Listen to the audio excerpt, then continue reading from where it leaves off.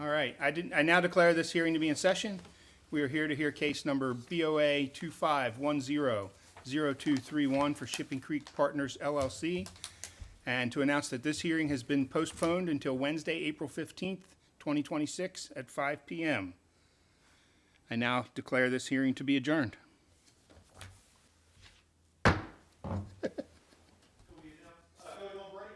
Going on break. Until 5:15. 5:15.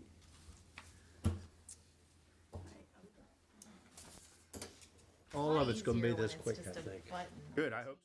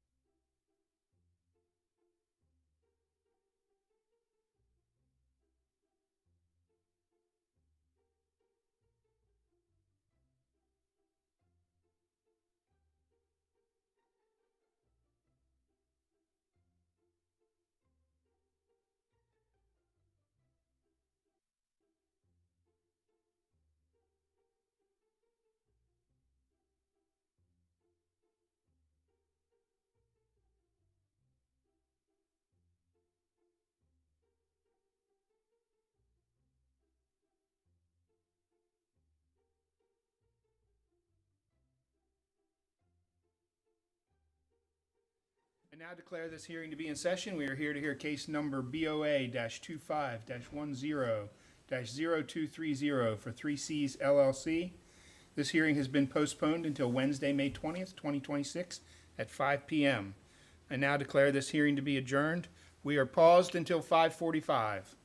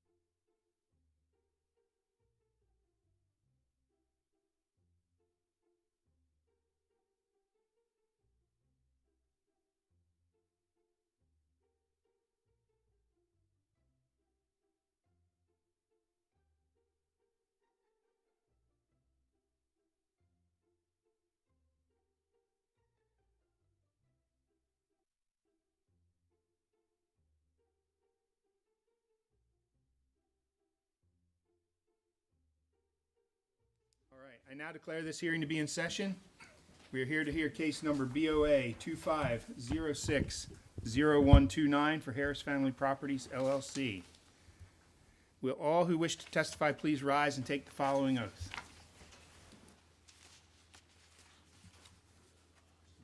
Raise your right hand. Do you solemnly swear or affirm under the penalties of perjury that the testimony you're about to give will be the whole truth and nothing but the truth? Ms. Maxwell, have all posting and notification requirements been satisfied for this hearing? Any matters relating to the jurisdiction of this board will now be heard.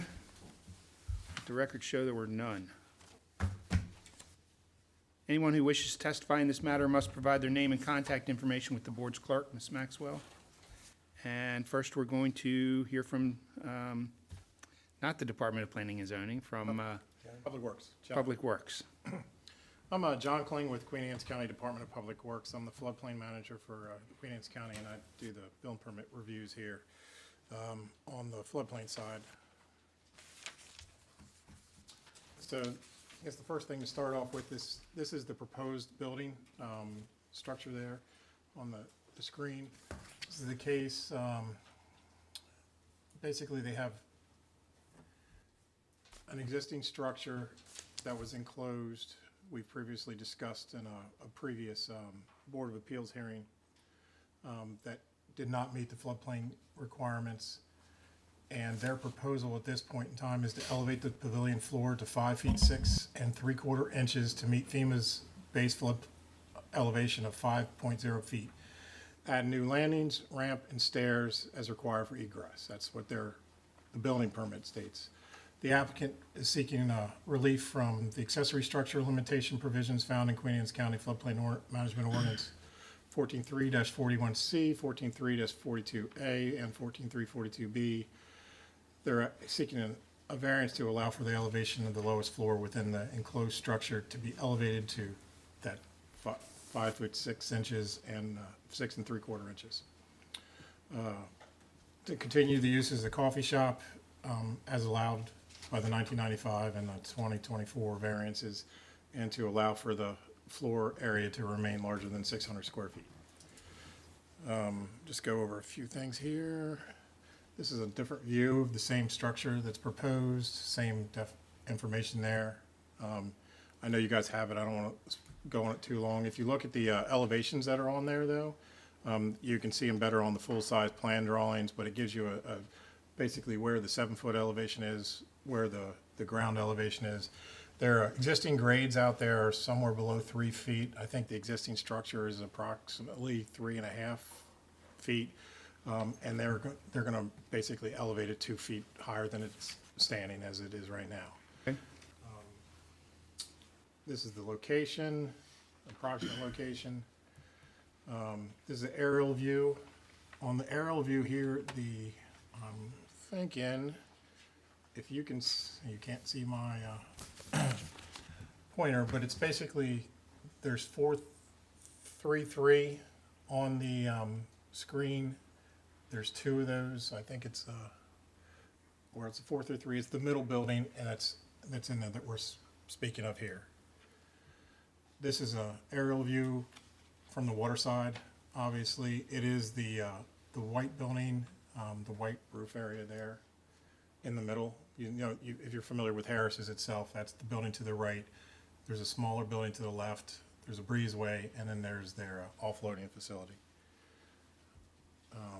Zooming in a little bit more, it's the white building, the coffee shop, or dessert first area right there. That's the existing building from that direction. This is the front view that everybody would see.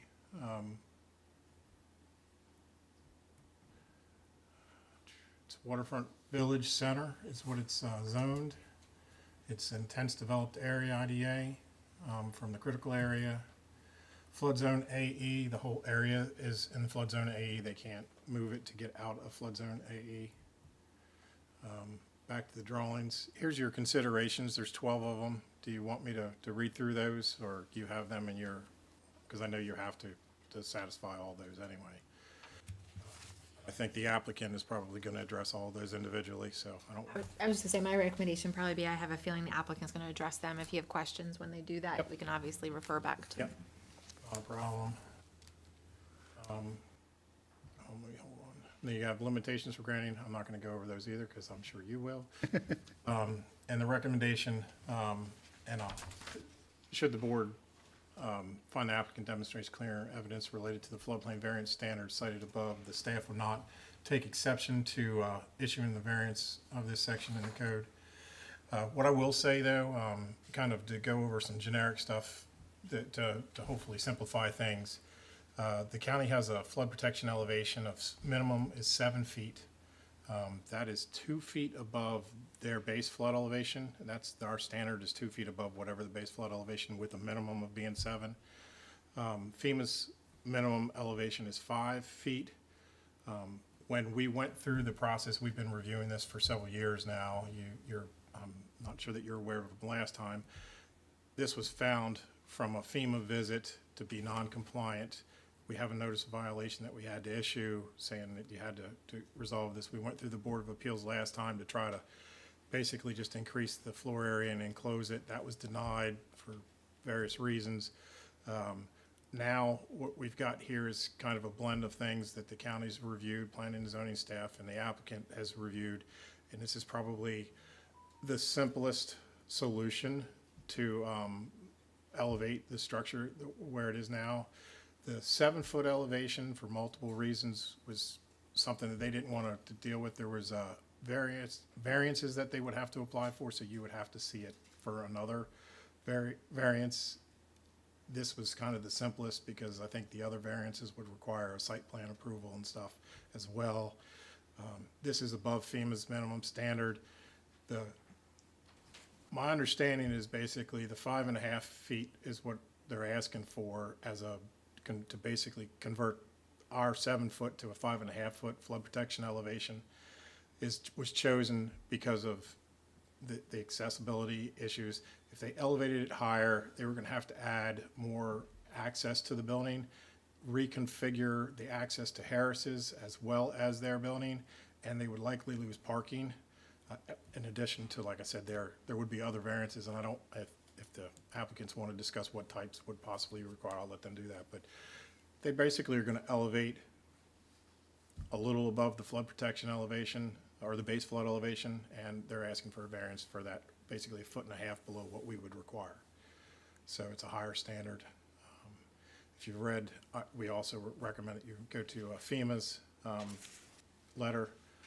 I have mislabeled my staff report to you. The FEMA letter is August 14th, 2025, not April 14th. So if you notice that, that is my error, there's not another letter floating around. But their letter is basically saying that it's above the FEMA requirements and they have no comments. Good. All right, so we're going to enter the Planning and Zoning Staff Report, P&Z number 1. And we're going to enter the packet of pre-marked applicant exhibits 1 through 11. So those in favor of granting this application will now be heard. Great, thank you. Good evening, Genevieve McFarland with Stevens Palmer on behalf of Harris Family Properties LLC. Tonight I have Bill and Sherry Ortel, who are representatives of the LLC, along with other members of the LLC here in support as well. And I have Jeff Hubbard with Lane Engineering, who's going to offer some expert testimony in this.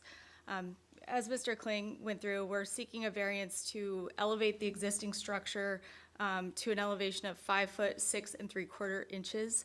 And, you know, by way of just very short background, I know Mr. Kling went over this.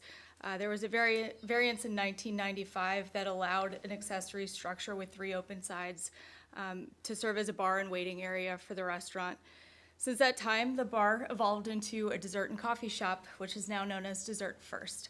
And this board confirmed that that use was aligned with the 1995 variance when we were before you last year.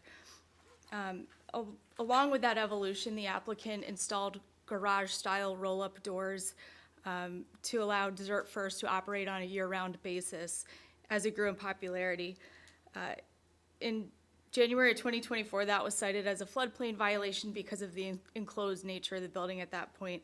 As you know, our last variance request was not granted, and leaving the building as is was not an option. So the Ortels, along with the county, worked together to come up with this plan of what would be the minimum deviation from the code to allow for the relief that's necessary.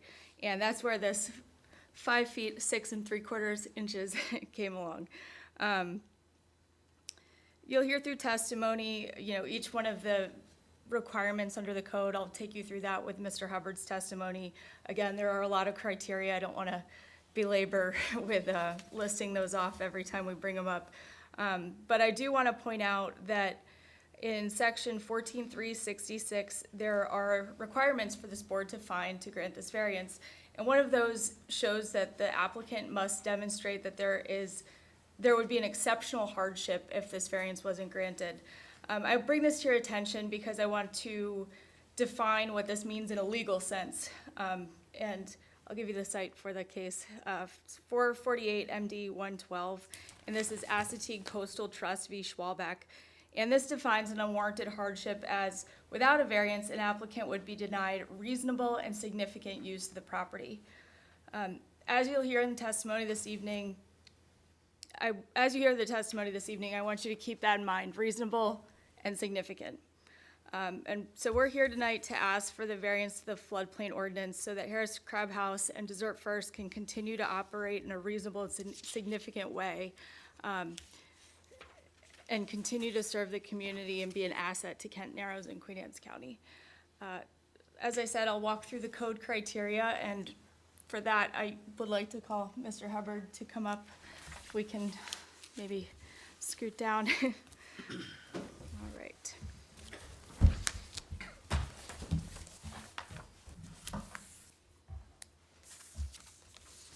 All right. Identify myself. Hi, good evening. I'm Jeff Hubbard. I am a licensed land surveyor with Lane Engineering. I also sit on the board of directors of the Maryland Society of Surveyors. Had my surveyor's license since 1987. And can you tell us a little bit about your experience with the floodplain ordinance throughout the shore? Well, we, over the last, since Hurricane Isabel, you all know that these things have been updated. And as part of my role in our company at Lane Engineering, it's my job to keep up with all the different jurisdictions, rules, and regulations. So I've made it my mission to understand them the best I can because, we want to give our clients the best advice we can. And can you tell us a little bit how you're familiar with the applicant's property? Well, I've certainly been there numerous times as a guest, and I've been there on business. I've tried to observe the property very carefully when I've been there recently, just to see, you have a lot of considerations here, and you guys can ask me a lot of questions. So I've looked at a lot of different things that we're going to talk about, I'm sure, as we go through these findings. And can you describe the property, any physical characteristics, anything that makes it unique? Sure. This is a waterfront property on Kent Narrows. It's a relatively tight piece of property, meaning, once we get the buildings that are there, the parkings that's there, we have the Kent Narrows on one side that is a physical restraint. We've got the road on the other side. And in order to get the amount of parking that we need to keep the restaurant running, to get emergency services in and out of there, these are all considerations in site planning and how we're going to make traffic flow and how the buildings flow as we go forward. And can you tell us a little bit about the existing structure and, what the plan is to elevate it? Sure. Dessert First structure is, the plan here is to really change the way this building exists, right? So today it's a building that dead ends on the ground. It's at ground level.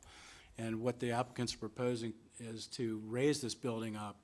It actually will change the diagram that I would use to do an elevation certificate. The typical diagram we would use would be like a crawl space diagram or a slab on grade diagram, but this is going to be on piers. It'll be a diagram 7.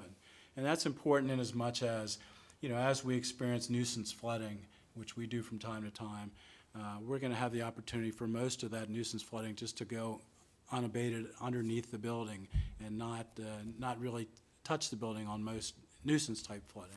So that's a big change, and certainly is one that's going to make the building a lot safer for years, many, many years to come. And we'll get into, the variance considerations under 14.365B, and I'm going to walk you through those, and if you can, elaborate and give us, a little bit of detail. So the first, is there a danger that materials may be swept onto other lands to the injury of others? Certainly the danger is going to be reduced. Like I said, the buildings are going to be on pilings. So the initial rush, the initial water that's going to would have touched the old building is going to go underneath the new building. And therefore, this is going to not break up into pieces under flooding. It's going to be up high. We're going to need, water that's above the base flood elevation to even touch any of the areas that are enclosed by these garage doors. Is there danger to life and property due to flooding or erosion damage? Well, this, like I said, this is a unique site where it's entirely paved. It's paved or boardwalked. So, erosion shouldn't be an issue. I mean, you never know for sure, but it should not be an issue. And, I think that because of the paved site and because the building is going to be above the base flood elevation, that the danger to life and property is greatly reduced by the granting of this variance. What is the susceptibility of the proposed development and its contents to flood damage and the effect of such damage on the individual owner? So even though we're not able to raise the building up to elevation 7, we are using the floodplain management ordinance to use flood damage resistant materials up to elevation 7. So we're doing our best here to make this a structure that's not going to be damaged during a flood. It'll be much better for the owners during a cleanup, much better for the surrounding neighbors that, this is protected up to the flood protection elevation of 7.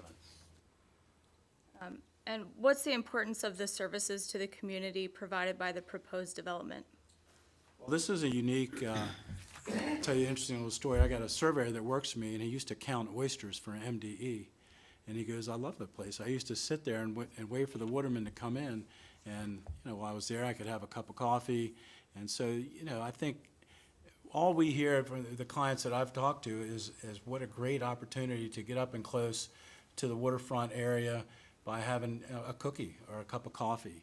And I think, as we may talk later about the economic development standard of this thing, and what it does for tourism in the area, how it adheres to the master plan, to have buildings and have uses that are adaptive and that are used all year round, I think is very important. So I think that the services provided here are multifaceted. Obviously, it's a great place to go and eat coffee, but I think that, the applicants will tell you that they get calls from tourism. I know that I have a surveyors group that meets every so often. I've had several meetings here, and the guys love coming here because it's up close to the water, and it's a great place to meet. Is there availability of alternative locations for the proposed use which are not subject to or are less subject to flooding or erosion damage? The whole property is in the flood zone, so we can't go anywhere. What is the necessity to the facility of a waterfront location, or if the facility is functionally dependent on the use? I wouldn't say functionally dependent, but practically dependent. Like I said, we've got people that, watermen come up and get their coffee by boat. This is, one of the few places, if I had my boat in the area, it's a place I could stop and get something to eat, tie up for a minute, and really get a chance to see watermen working, unloading oysters and walking up and down their little nature trail, their watermen's exhibits that they have there. So, for me, it's really something great. What's the compatibility of the proposed use with the existing and anticipated development? So, the waterfront district really calls for, this relationship to these waterfront structures. It wants, wants to take care of and enhance the waterfront views and vistas that these type of structures and businesses provide. And I think that, the comprehensive plan, really, for this area, really points to this type of adaptive use. Can you please describe the relationship of the proposed use to the comprehensive plan and hazard mitigation plan for that area? I talked a little bit about that, but the comprehensive plan, one of the things that this does that I don't see a lot of in the area is it's a 12-month business. And I think, that's one of the, when the business people got together and adopted their comprehensive plan, they wanted things that attract people all year round, and I think this really hits it. Can you describe the safety of access to the property in times of flood for passenger vehicles and emergency vehicles? Unfortunately, emergency vehicles are going to have to travel through a road that we just talked about is probably high elevation 2s or elevation 3s. Actually, this land is a little bit higher than the roads. So, they've got to get there. I think for our point, we're going to make sure that once they get to the site, we give them adequate room to travel and move their vehicles around the site. But as you know, in a time of the flood, the emergency vehicles got to get to it just like everybody else. What are the expected heights, velocity, duration, rate of rise, and sediment transport of the floodwaters and the effects of wave action, if applicable, expected at the site? Well, I have a little map. I don't know if you guys, sits on a unique piece of property. Mr. Kling was talking about wave action, and I know there is actually a limited wave action that occurs on the south side of the Kent Narrows Bridge. But waves are basically a function of wind and how long they blow across the water to create the waves. It's called fetch. And the way this sits in the Narrows and the way the points of land, how when you go to the north, the channel goes off to the east. When you go to the south, it goes off to the east. So generating waves from north of the south just isn't going to happen here.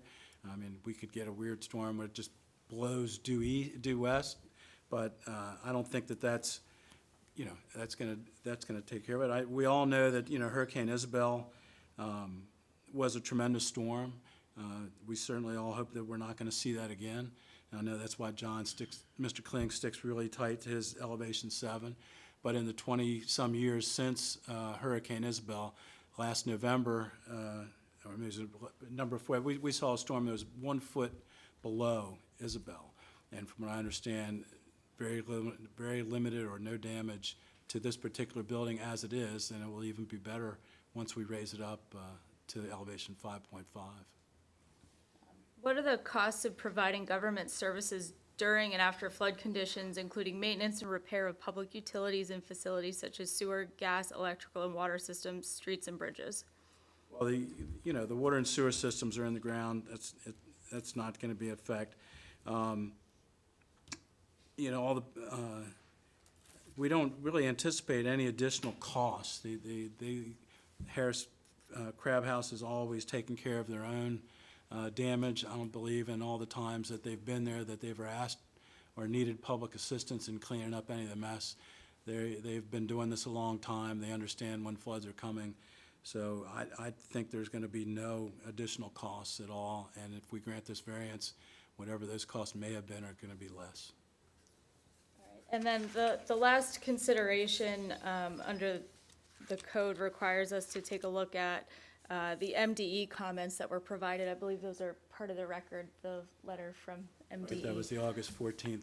And for the most part, MDE, cites the fact that this is important, and we know it's important. These flood protection elevations, these higher restrictions that the county puts in place are important, and they're important for the county to get their community rating system as low as it can for all the people in the county, and we know that's important. But we believe that one of the things that raises those rates up for everybody is negatively rated buildings. And if we look at this building today, it would be negatively rated. If we do a flood insurance, it would be rated on that lower elevation. And once this is done, it won't be a negatively rated building. It'll be above the FEMA base flood elevation and should not be a harm to the community rating system number for the county. So I think this will improve everybody's chance of getting a lower rate through the community rating system. Just for the record, that's applicant Exhibit 9. Thank you. I guess, for the most part, MDE said, we regulate to the FEMA base flood elevation, and these other are local county matters that you have adopted, so. All right. And just a few more questions. So this is going to go through the criteria, the requirements under 14.366. So the first would be, would failure to grant the variance result in exceptional hardship due to the physical characteristics of the property? I think it would, without this building there, this will cut out a significant part of their business. It stops them from having a waterfront location that can be open all year round. And it stops all these groups that, like my surveyors group, that can come there year round and take advantage of this beautiful spot.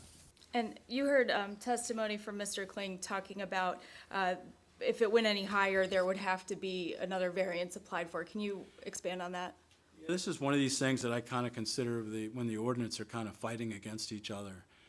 We have a floodplain ordinance that really wants to get us up to elevation 7, but we also, from site planning, we can't block access for emergency vehicles.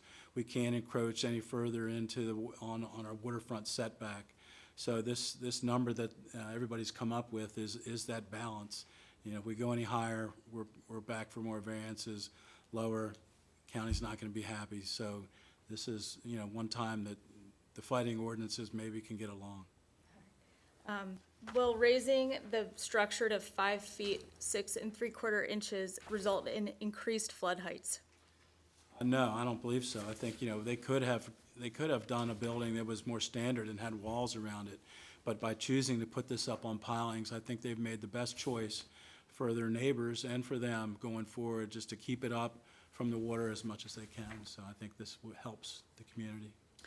Will granting the variance result in additional threats to public safety, extraordinary public expense, nuisances, fraud, victimization of the public, or conflict with existing local laws? No, I think granting this variance is the right thing to do for the public. I think it's going to reduce costs, and it will be a better situation. And can you tell us a little bit about how the structure is protected by methods to minimize flood damage? Well, the new structure will have, the existing structure has flood vents. We're going to continue with the flood vents. This is really the most we can do as far as protection. Flood vents are pressure equalization vents. What we had in the last variance we were talking about these glass doors that could get tremendous weight pressed against them from floodwaters. By lifting them up, we're taking that whole element out of consideration. So I think, doing that is the best we could do. And you were talking a little bit about how the elevation is going to be achieved. You said it was going to be on pilings. Can you talk a little bit about that, about the water flow? Sure. You have it up on the screen there, but, we're taking the surface area that we're dealing with from, a 600 square foot or 875 square foot building down to, 15, 12 by 12 concrete pilings. So I think that that really is going to help. Is the variance the minimum necessary to afford relief considering the flood hazard? Yes, I think this is the minimum that we can do in order to keep us out of additional trouble down the way. But I also think it's the minimum really necessary to protect the public. And is there good and sufficient cause to raise the building to the 5 feet 6 3/4 inches instead of the required 7 feet? Yes, as we mentioned before, we want to keep access to the waterfront, access for emergency vehicles where it is today. It's a tight site already, and we think that not having to go through site plan and try to deal with losing parking spaces in a very tight site to begin with is probably the best we can do. All right, that's all I have. Mr. McFarland, I actually have a question for you real quick. On applicant's exhibit number 2, just for clarification purposes, number 3 on the relief requested, it stated you're requesting to allow for the existing structure to be raised 5 feet 6 3/4 inches. Is that should be 2 5 foot 6 3/4? Two. Just the way the relief, it reads that you're actually raising everything 5 foot 6 3/4. I apologize Wait, for it's that. two, but just for the record, I just want to put on Two record. 5 feet, 6 and 26 inches. 26 inches. My apologies, that was my We just want to oversight. make sure we put that on the record. Right, thank you. Thank you, gentlemen. Ladies, gentlemen. All right, I have Bill and Sherry Ortel, who run the day-to-day operations of Dessert First. Gonna let Bill and Sherry talk a little bit about this. We do have some pictures. I will circulate packets. Kathy, I'm not sure, do we want to make these one exhibit, or? Okay.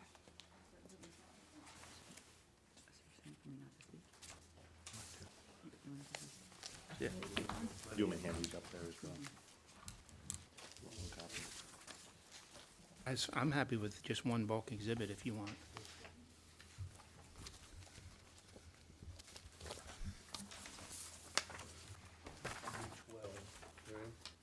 Pictures are 12, and then this, This, Okay. For tourism. this might be your. Oh, an extra one? Well,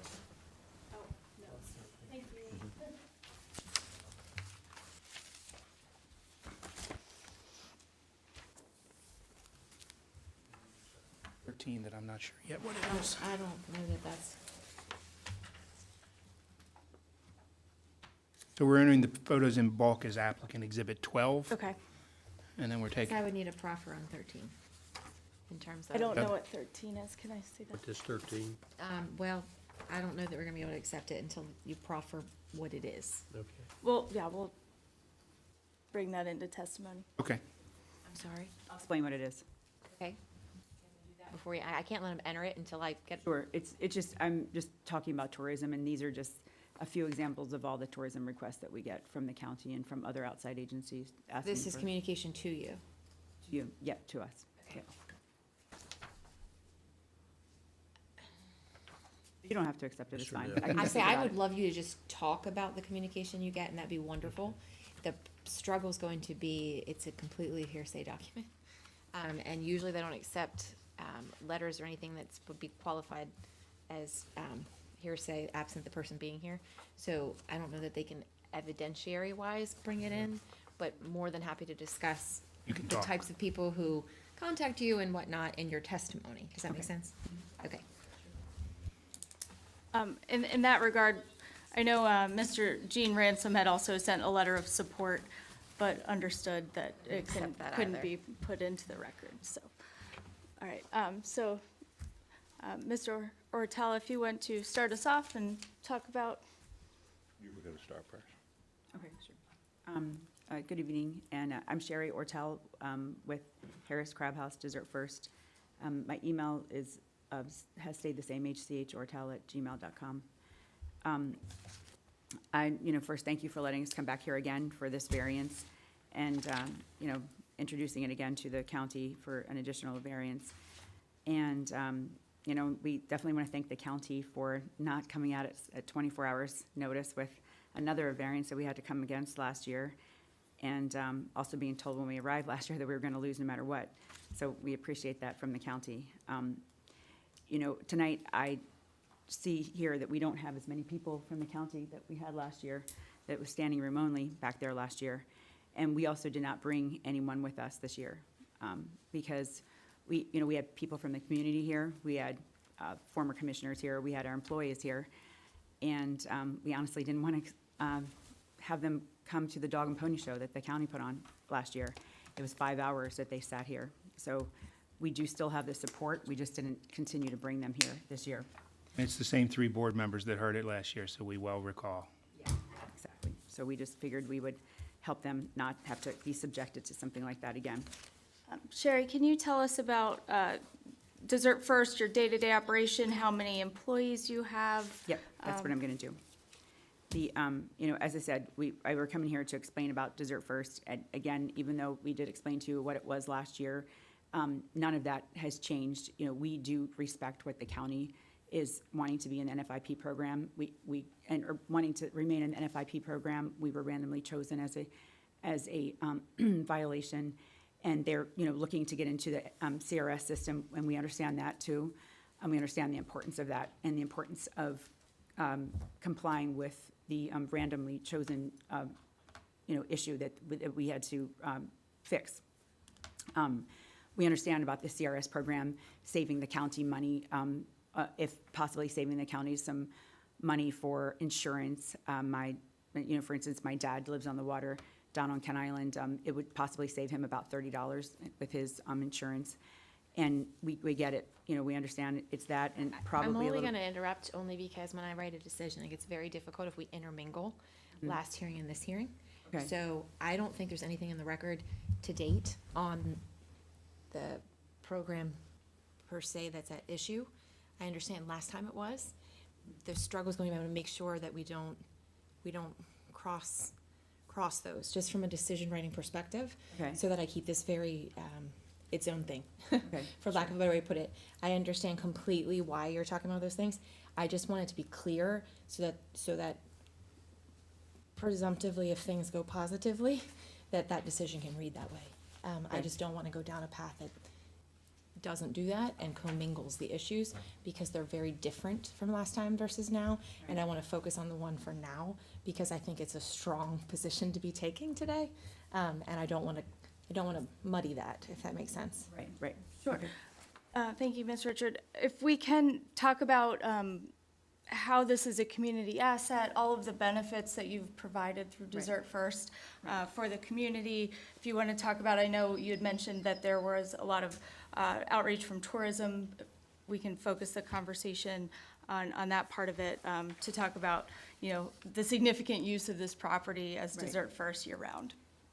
Yes, that's why we created Dessert First as a business for for Harris Crab House, because Harris's wasn't doing as well as it had been in the past.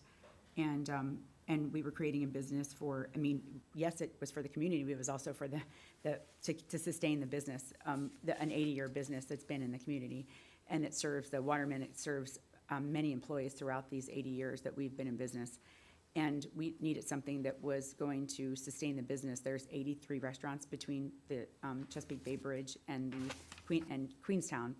And while we definitely have in Queen Anne's County the unique position of having tourism people go from the Bay Bridge to the Eastern Shore and back and forth, that doesn't sustain business throughout the year, especially for small businesses. So we needed to do something to help Harris's stay in business. And which is why we wanted to do something that was not another bar, and we opened up the coffee bar.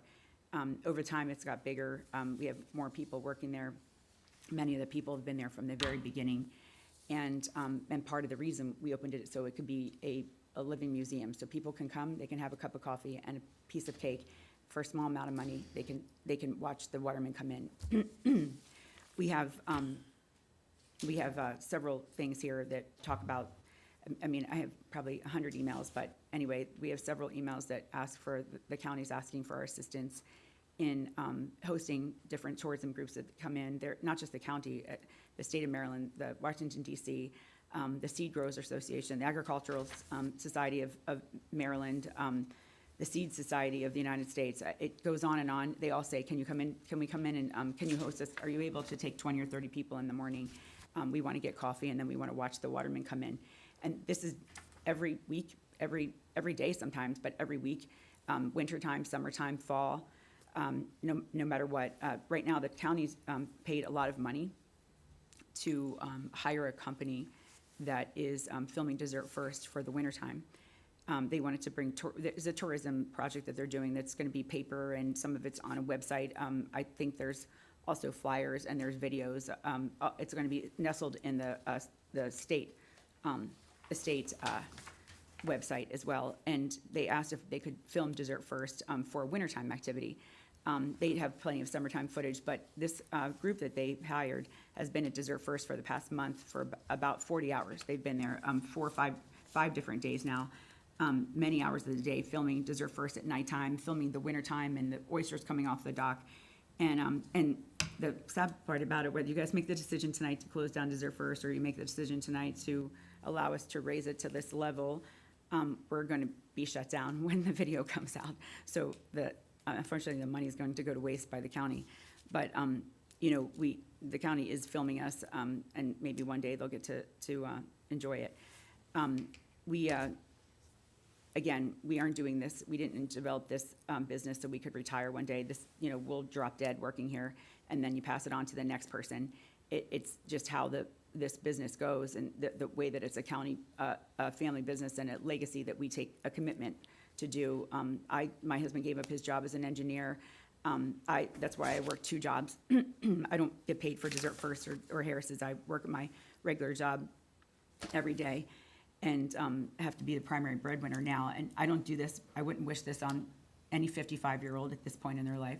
It's something as a commitment that we take to have, so we can be a multi-generational business that moves down and still continues to support the county and the watermen. We will also, next year, I know part of the thing of hardship is we aren't allowed to talk about money, and I get that, I understand that. We're not gonna talk about the money that we need to raise in order to have Dessert First continue, in order to take on this crazy project that we have to do. But in addition to that, we have several employees, and if I seemed emotional last year, or I seem emotional now, after the decision was made last year, and everyone was like, well, that's a shame. Underhand, after that, all I have thought about for the past year is how are we gonna pay these employees when we shut down Dessert First, because we are gonna stop paying them. And even though we were randomly chosen, we're the only business on the north side of the Kent Narrows. So that's a real hardship, because we don't have a big sign saying, come here to our business. All the businesses are on the south side of the business of the Kent Narrows. So when this business gets shut down, whether permanently or whether for many months it's gonna take to do this, people are going to drive over there, they're going to see a shut down business and a huge undertaking taking place, and they're not gonna go to Harris's either. So it's not just about the 35 employees at Dessert First, it's also about the 100 employees at Harris's. We have an entire business on Kent Island that's been in business for 30-some years that supports Dessert First. She changed her entire structure of her business, Piece of Cake, a bakery down on Kent Island, to primarily support Dessert First. That business is going to be shut down as well, because when we're not in existence, neither is she. So this is, if it seems like I want to say a few things, it's a big deal. It's a really big deal. So, as we want to comply, we want to be good stewards of the county. We have been for 80 years. However, there is a huge hardship here, and it's not about raising the business or trying to figure out how we're going to pay these bills. And, this is an operating business that's a crab house. Again, like I said, we have 83 businesses on Kent Island and up to Queenstown. That doesn't include the 4 Starbucks that are in a 1.5 mile radius on Kent Island. And we have to try to compete with that. And right now, like, as I said, I pay the businesses, the bills usually around 3 o'clock in the morning before I go to work. And then I put them on the counter and I tell Bill, we speak later in the day, and I say, here, send these out, send these out. Between November and March, there isn't money to send out bills. We have to pick which ones we're gonna pay. So we're gonna be doing this as we're shut down. So this decision is a really big one for us. And, I just ask that the county takes that into consideration when they're moving forward with these decisions.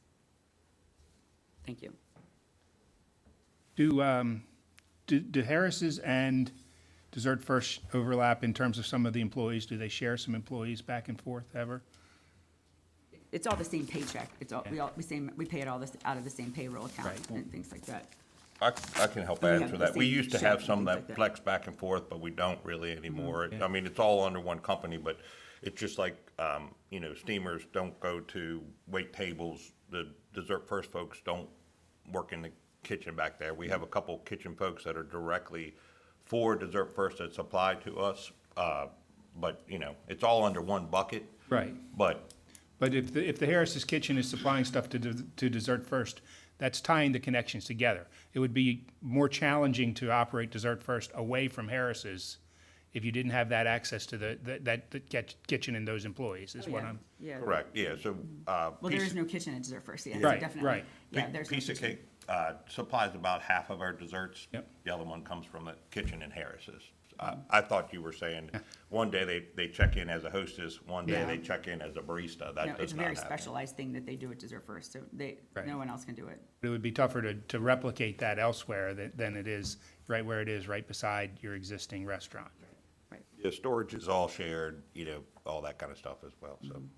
The function of this is, you know, a coffee house and a dessert house, but it sounds to me like a big part of that function is tied to the location. Many times in your conversation, you talked about how critical people sitting there and watching the Waterman work is to the function of what you do. Is that accurate? And Bill has a great story about why it's called Dessert First, which I think kind of ties into the support of Harris's. I'll start, are you finished? I'll start my conversation with that. So my grandfather, if you've known him, he's got a lot of sayings. I can tell a bunch of them. I won't bore you with all those. It might come out a little bit out of me, but his first thing is eat your dessert first. You always have room. So that's how that came up. The whole purpose of what we started doing, it was all her vision of that, is that we're busy. The pavilion was started because we needed a place for people to go. That's why we got the original variance back in the day. They were in the parking lot and all that kind of stuff. But Dessert First started as a way to show off what we were doing. We want to entertain people, not just sell them alcohol, and I'll get into that with my later testimony as well. But so I'll kind of start reading what I have. I'm not a professional speaker. I'm going to do the best I can. I'm going to read a little bit and I'm going to talk a little bit and all that kind of stuff, so bear with me a bit. I wanted to talk about a few things of how we got here today. We're all neighbors here, so we're all residents of this area, and it's okay to say good things, and it's okay to say, that wasn't quite the way I liked it to do, in my opinion. We're thankful for Queen Anne's County. There's many great things that have here, a lot of hard working from the staff and the elected officials that makes it a great place to go. This February, month and a half ago, Maryland was ranked 49th best state for small business. It came out, it was advertised. Things that were cited was high operational costs, heavy tax structures, and the big one is regulatory complexity. And that's 49th best state. That puts Maryland in the bottom 4%. That's a tough thing. It doesn't leave much room to go down. It's tough when you're on the water in Queen Anne's County to run a small business anywhere in the state of Maryland. We want to support small business. I want to make sure I say this, that I represent everybody here at Harris Crab House. We feel that every business in the area should be able to use glass roll-up doors. I know that was a big part of what we spoke about last time, and I'm not going to confuse the two things together. But you'll see in my testimony, this is important to us. It's important to everyone in the neighborhood to do this. I support everybody. You're going to hear me talk about other businesses a little bit. I'm not getting down on any business. I want everybody to be left alone. I want everybody to function. We work better as a team together. Everybody has their slice of the pie. The pie just gets bigger, and that's how I view it. I like all my neighbors. I support all my neighbors, all that. It's a path so glass roll-up doors, it was a path for each business on the Narrows with these doors. Every one of us have started with a plastic roll-up door and migrated to a glass roll-up door. I support all those type of things. The Dock House and I'm not going to call any names specifically, but this is a positive statement. They built their building. They put plastic roll-up doors. They came for a variance, and now we're able to do glass roll-up doors. The reason being is, and then it could be a business all year round. They needed that to compete, and I support them for doing that. There's special characteristics in the Kent Narrows. It is acceptable to high winds in a quick period. It is almost a wind tunnel. Even in the nicest weather comes up, and it is important to secure your customer safety. It's the only way you can follow the community plan. The community plan wants an all year long area for recreation, and that's what we try to do. In a flood situation, it can be easily raised. In a bad weather, it can be easily lowered. I would always testify on behalf of any of my neighbors who want to use these. It is best for the area, and anything best for the area is good for us as well. Okay, after preparing for the last hearing, I'm preparing for this hearing, I had a few questions. So I talked to the county to prepare. My idea was, hey, these other glass doors are in the thing. We have to talk about raising our building. Part of this situation is how can we use their their variances. We were told that the rules are a little bit different for different businesses on the Kent Narrows. They did not have to get variance for this. It was a, structure that was different rules. It's just a different list for us. That's fine. I understand that. We say, okay, yes, we can be upset if we have to now raise our building, but that's what we have to do. And let's move on with that. Next thing I'll talk about is we currently have 6 generations of Harris family have walked on that property. It's been 80 years, thousands of jobs, and somehow we have to do this operation, which, okay, let's move forward. We support over 400 Waterman families. Almost all of our vendors are local. Our plumbers come from Churchill. Our electricians and masons live in Queenstown. Our HVAC companies and builders are from Centerville, and our painter lives in Crumpton. We buy all of our materials from Friels. These are all local businesses that have local employees. They all spend their money locally. We want to be a legacy. We've been here for a long time. We're not doing this raising this up, talking to you folks about this so that we can sell the property and, someone else, a big conglomerate will buy it, and then all those trades will go somewhere else. All the shopping that the local folks do will go somewhere else. We're not going to try to do that. Despite all this, we're going to move on. We want to show, when we talked to the county about it after we lost last time, we want to do what they said. They suggested, or, it was suggested that we raise the building, and that's why we're here today. We don't want to stand in the way of the county to drive to save the money on the insurance. We want to do what we need to do to push forward and help get to the county goals that they're looking for. Next thing I'm going to do, and my testimony, I've kind of made some notes as it goes. There's a lot of angst that we've had. This didn't sit super well on some things, and I'm just trying to push through. We're trying to get to where we want to go, and that's why I've edited some of my talk. But the next thing I want to talk about is the Kent Narrows growth area. We're part of the Waterfront Village Center and the Kent Narrows growth. I'm going to read a couple little pages. I think what we're trying to do is exactly what is in their guidelines of what we're trying to do. So in the Kent Narrows growth area community plan, page 2, establish an area as a year-round destination for visitors and local residents while highlighting the heritage of traditional working waterfront character. Page 2, also encourage adaptive reuse of buildings. Page 7, allow flexibility and development standards and innovation and creativity are encouraged. I think that's exactly what we're trying to do. When you talk about the Waterfront Village Center District, this is a long statement. I'm not going to read all of that, but it comes down to, I'll get into some of it. 3A, establish the Kent Narrows as a year-round destination and encouraging a mixture of uses that will attract visitors to the area.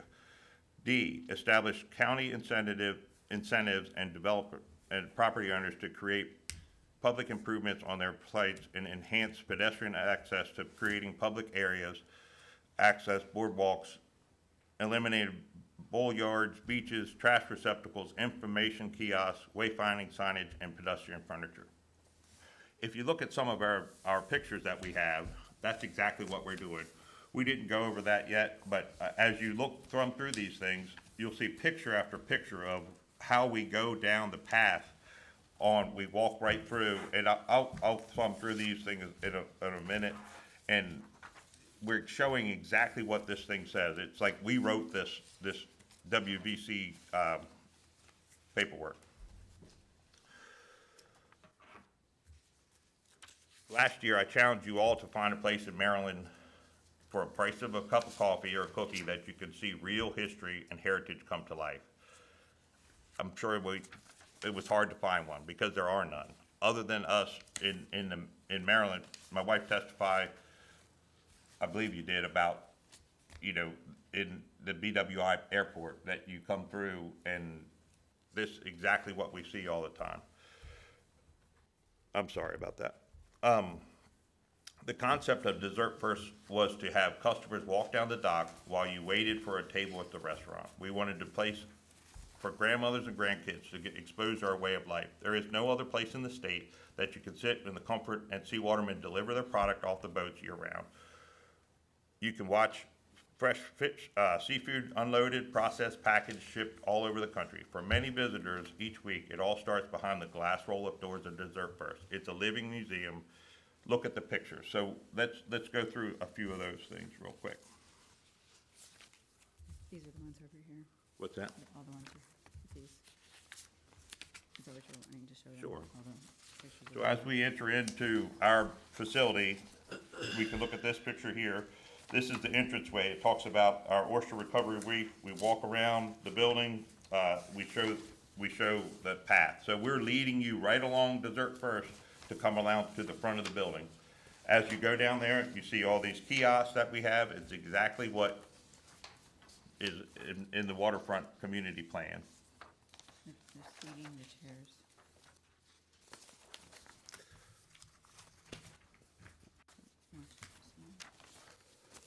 Yeah, that's good. All right. The next thing I wanted to say was, we tell the story of how families were raised and watermen prospered. Walk along the dock and see the information about our way of life. We provide a live oyster reef, kiosk, and displays and tell the story.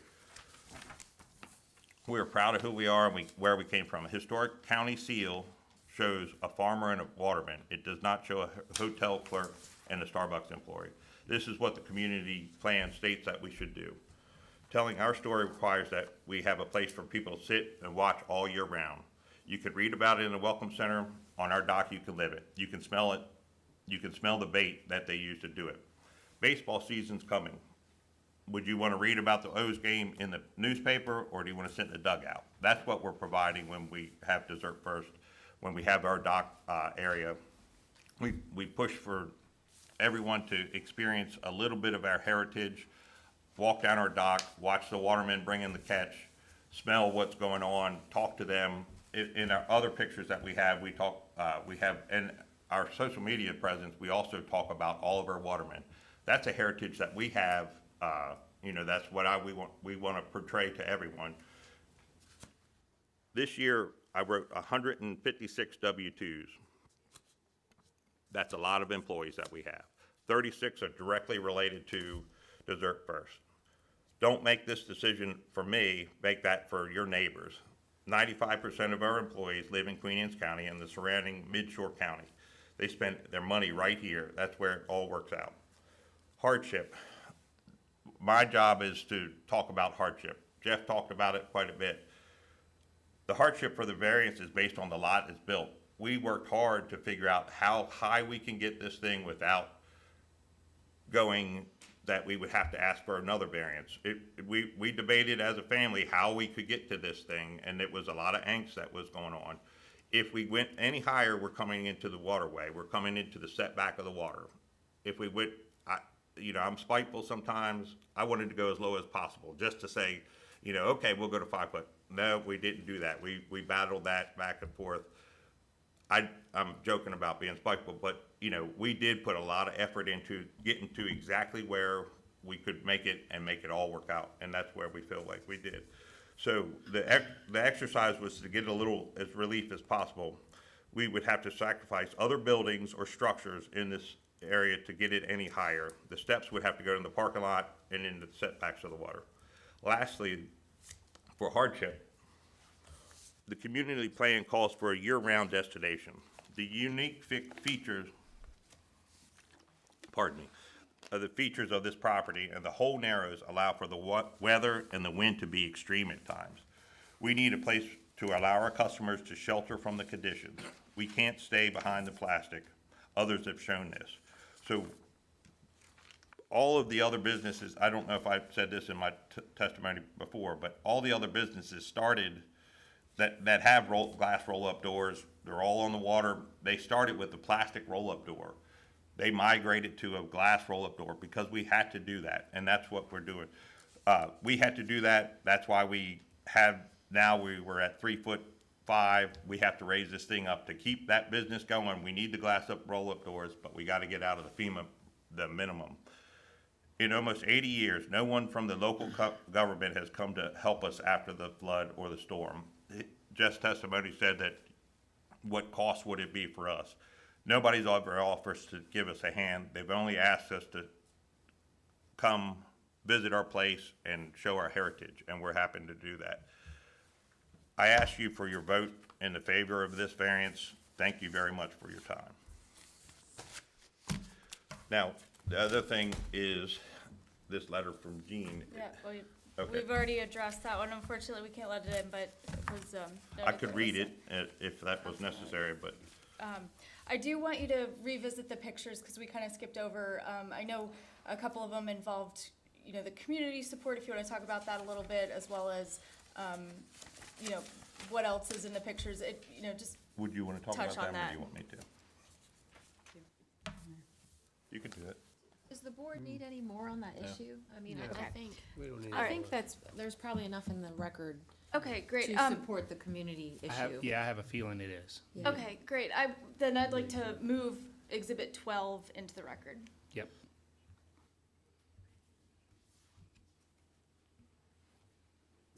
Are there any other questions? I'm just making sure you were wrapping up your. Sure, I'll wrap up. So you've heard testimony that touched on all the criteria for 14365B from Mr. Hubbard as well as the Ortels. There was ample testimony to show good and sufficient cause for the variance requirements in 14366. Just to touch on these quickly, that the applicant would experience exceptional hardship and be denied reasonable and substantial use of the property if the variance is denied. Granting the variance will not result in increased flood heights. It will not result in any threats to public safety, extraordinary public expense, nuisances, fraud, or victimization of the public, or conflict with existing laws. That the building is designed to minimize flood damage. We got pretty good extensive testimony on that as well. That this is the minimum necessary to afford relief. And I want to reiterate that there was a lot of planning into the design of this to make sure that it fits the current footprint. It doesn't violate any other setbacks. And, I will note again that 5 feet is the federal number. We put it even higher than that. We're asking for the minimum amount to make this work on the property. So at this point, we respectfully request that you grant the variance to allow us to elevate the building to 5 feet, 6 3/4 inches. Thank you. All right. Anyone else in favor of granting this application that wants to come up and speak?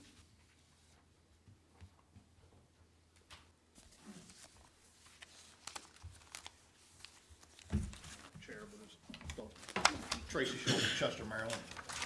Sometimes we're over-regulate our businesses and we regulate them out of business. And this has been a family business for years. The properties have been there for years. And I just think that it's putting a hardship on them by making them do this. And it's crazy that they're here, have to sit here today and come through this whole process. In the last couple of years, they've been going through this process. It's absolutely ridiculous. But if you go by the regulations nowadays, there wouldn't be any businesses in the Kenton areas or on half of Kent Island probably. Their existing businesses would just go away.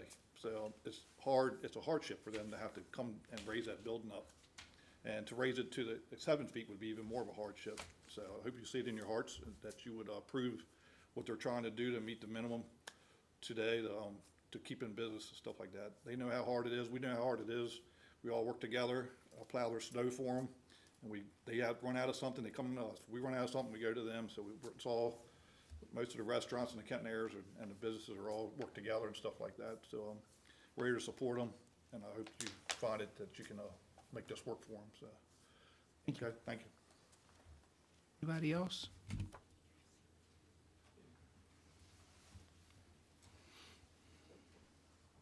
Good evening, Jim Moran, 329 Y Harbor Drive. I'm here on behalf of the Ortels and Harris Seafood, in support of them. I think that their business speaks volumes for Queen Anne's County.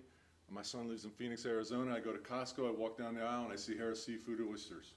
And, that just says that the generational work that they put out, both in the packing house, the restaurant, and this Dessert First is valuable to the county. I'm sorry we're here. I'm sorry that it's gotten to this. But I do think this is a way to get it on the right track. And I fully support it and wish them the best of luck. I was there 2 days ago, and I want to be there this summer because, honestly, I hate to say this, your signage isn't that good. but it's perfect because it's a great place to meet. So it's not overcrowded. So you get a couple signs up and you guys should be booming, but thank you for your time. Thank you. Anyone else? All right. Those parties opposing the granting of this application may now testify. Moving right along. And no need to go into executive session? No, I think so. All right. So we can discuss and go over the criteria. Say, in this type of variance, there's quite a few criteria. I'm sure. So bear with me. Do you want anything mentioned, or we just? So as we go through it, I think because of, there's certain spots that if you feel like there's been plenty of testimony, I think we all know from, for example, the community, et cetera, we heard lots about, to the extent that, that you feel as we go through them, that you need any additional, then we'll deal with that. Under 13-65, there's certain things that need considered. Number one being the floodplain administrator shall request comments on various applications and provide those comments to the Board of Appeals, which that's been done and you've reviewed, correct? Correct. Okay. Yes. You have to consider all evaluations, relevant factors, requirements as specified, including the danger that materials will be swept onto other lands to the injury of others, Yes. Yes, we did consider that. It's been testified that there would be very little. the danger to life and property due to flooding or erosion damage, Yes. Yeah. Yes, Same. fully addressed. the susceptibility of the proposed development and its contents, if applicable, to flood damage and the effect of such damage on the individual owner, Yeah. the importance of the services to the community provided by the proposed development, Yes. Yeah. Yes. the available of alternative locations for the proposed use which are not subject to or are subject to less flooding or erosion damage. Yes, we certainly have considered that, and there are no alternatives. The necessity of the facility of a waterfront location where applicable if the facility is a functionally dependent use. Yes, and in fact, I don't know that the testimony was as strong about this being functionally dependent as I believe it is, between the location next door to the existing restaurant and how closely tied this operation is with the waterfront. I do believe it is functionally dependent. The compatibility of the proposed use with existing and anticipated development. No issues. So it is compatible. It's Yes. compatible. The relationship of the proposed use to the comprehensive plan and hazard mitigation plan for the area. Yes. Yes.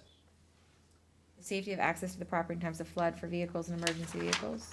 Yes, and in fact, there'd be no change from the current access. The expected heights, velocity, duration, rate of rise, and sediment transport of the floodwaters and the effects of wave action, if applicable, expected at the site. Yes. Yes. The cost of providing government services during and after flood conditions, including maintenance and repair of public utilities and facilities such as sewer, gas, electrical, and water systems, and streets and bridges. Yes, Yes. further testimony. And did you review the comments provided by MDE? Yes, we did. Okay. You also have to make an affirmative decision on a variance under 14-3-66. Basically, the first one you have to find, and decides that a showing of good and sufficient cause. That good and sufficient cause deals solely with the characteristics physically of the property, cannot be based on the character of the improvement, the personal characteristics of the owner, or local provision that regulates standards other than health and public safety. Yes. Yes. The determination that failure to grant the variance would result in exceptional hardship due to the physical characteristics of the property.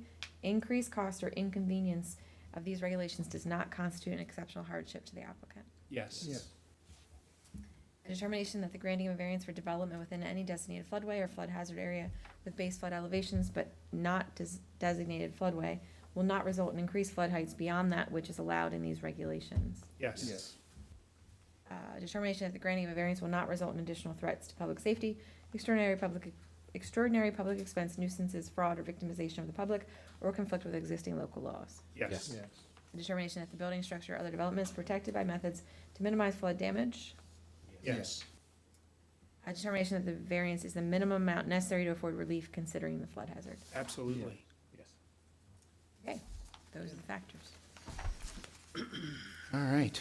Do we need to discuss? Can we move right to a motion?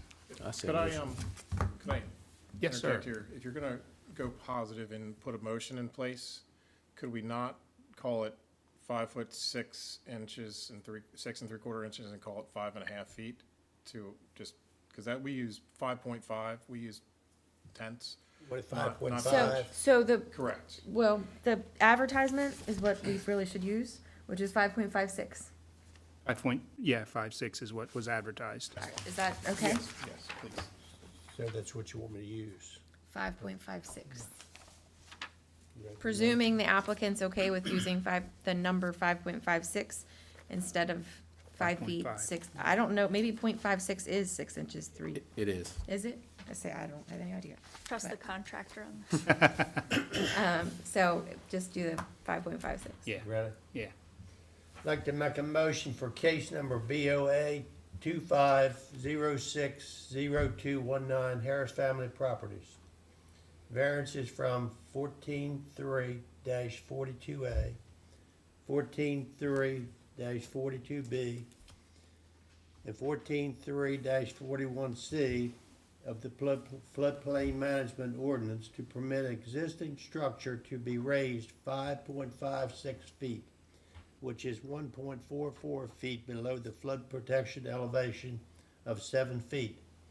Structure will remain above the base flood elevation of 5 feet, and only the enclosures below the 5.56 feet would be compliant with section 14.3-41C. We have a motion, do we have a second? Second that. All in favor? Aye. Aye. All right. Motion, the request is passed, so you will receive a formal decision as soon as possible. And I now declare this hearing to be adjourned. Thank you. Thank you, folks. We're done back there.